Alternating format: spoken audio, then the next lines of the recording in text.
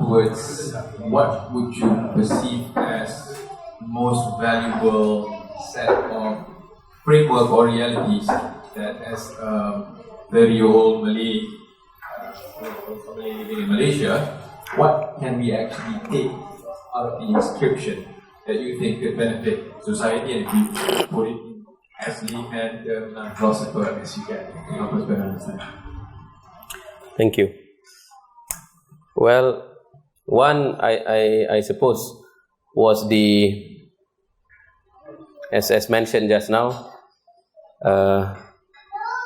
the fact that that Islam, as part of the experience of the Malay archipelago, has been put in practice for centuries. It is not something that is like a political experiment of 50 or 60 years. Yes, Malaysia is an experiment of 50 or 60 years. But Islamic kingdoms and civilizations, this has been around for centuries. And the fact that it has been around for centuries is a testament that it is capable of justice. And its capability of providing justice means that there was order. And with order, you can have civilizational growth. With order, you can have civilizational achievements. With the Batu Bersurat being installed like that, you know, you look at the list of the promulgations, you know, for example, because out of the Batu Bersurat, in 2 centuries, meaning to say in Melaka, you would see in the Undang-Undang Laut Melaka, Undang-Undang Kanun Melaka, and the several other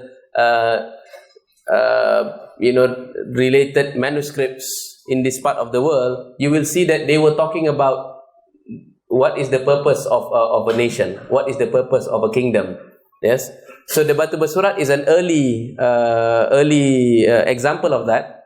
But the various other kingdoms in this part of the world arrived at without any military presence. Yes, the scholars who came here from Hadramaut, they were people who relied chiefly on their character, who relied chiefly on strength of their reasoning argument, who relied chiefly on their ability to attract other people, and they developed the society. That shows that religion can be a very powerful force of developing scientific culture. We should, and this is very important. Why? Because in our times, we have been afflicted by modern European Western culture and civilization that is dualistic in nature. For them, in order to progress, you need to leave behind religion, isn't it? For them, if you want science, you have to forgo faith. For them, if you want democracy, or if you want egalitarianism, that is fought at the expense of forfeiting their confidence in religion. But when they forfeited their confidence in religion, when they decided to reject religious faith and push it to the furthest possible distance from human practice, as a result, they are suffering existential crisis. They are suffering moral, religious crisis. They are suffering ideologies that will destroy the family and destroy the society from within. They live in a, shall we say, problematic dualism of their own making, this dilemma in which they want to promote tolerance, but in order to promote tolerance, they will have to tolerate the intolerant. By in tolerating the intolerant, the tolerant will be not tolerated. Yes, they want to promote liberalism. Yes, but that will be at the expense of liberty also. Because once they hold power, they will be illiberal. They will not tolerate any other form of living. So that will make it a living hell for many of them. And that will have consequences for their mental health also. But in this part of the world, you can have scientific development, you can have abstract discussions on the nature of being and existence as fostered in because when you look at the third phase, which is the creme de la creme of the Islamization phase, this is the 16th and 17th century. When you look at the works of Al-Raniri, when you look at the works of Al-Fansuri, these are the 2 greatest thinkers in this part of the world, you will see them discoursing at the highest possible levels. The Renaissance man, for lack of a better term, because the generalist at that time was a man who can study religion, but at the same time study say craftsmanship. They can have this enjoyable type of living. All these things, while God becomes the arbiter of justice also. So you can have justice, and you can have religious faith, but you can also have lively philosophic discussions. So that's the significance, I think. Meaning to say that in the sense that the Batu Bersurat paved the way for the later imprints of Islamic kingdoms. Can I ask a question? Okay. Does this show that as there's a common perception that Terengganu is the hub of Islamic culture here? No. Yeah. Does this reinforce that? Yes. I don't want to launch into a turf war of the states, but which one is the hub of Islamic culture? But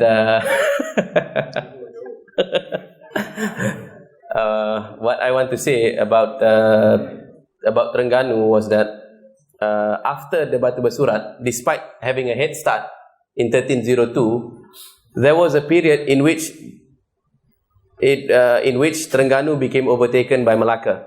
And then Aceh, isn't it, in the 14th, 15th, 16th, 17th century. In fact, in the Sulalatu Salatin, there was an episode that was describing how Terengganu fell under the suzerainty of initially Malacca and then under Pahang. Then there was like a period of silence for Terengganu for maybe 2 centuries. Prof. Wan was trying to explain, is Islamization a continuous process? Meaning to say that, is it natural for one to after the consummation of phase 1 to go to phase 2 and phase 3? Or can de-Islamization also occur? Rather, the de-Islamization can also occur. And there's evidence that perhaps it occurred in Terengganu as it happened in Kedah also. Because it retrograded. Despite the fact that Kedah and Terengganu was first, meaning to say they got there first in Islamization, because of lack of documents, lack of written materials, what has happened was that there was now a steady decline. Until in the 17th century, when Ar-Raniri started writing tracts, yes, like for example, basic tracts in fiqh, like the Sirat al-Mustaqim, he wrote, which became the basis of the legal text in Malay that was developed later by Arshad al-Banjari and so on. Also, Raniri wrote tracts on marriage, yes, on nikah and nikah kahwin, and he wrote a collection of ahadith. This to be sent to Kedah to be copied, yes.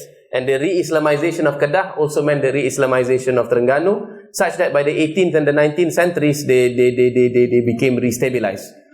And when you look at this continuous presence, I mean, because we have to look beyond the confines of how the European powers have divided us. In the past, you will have people like Sheikh Abdul Qadir Al-Mandili, who despite coming from Sumatra, studied in the peninsula. And places like Terengganu and Kelantan continue to enjoy strong traditional sciences, continue to become strong centers of traditional learning because of their proximity to Patani also. Because great scholars from Patani came to dominate the scene in the 18th and 19th century, and that also because of their close relationship with Makkah. So that may partially explain why Terengganu and Kelantan continue to have such centers. But our scholars were of the nature of always, for example, reinforcing each other throughout the archipelago, not just in the peninsula, but also they had strong relations with the people in Sumatra, in the Javanese island, even in Kalimantan. Yes.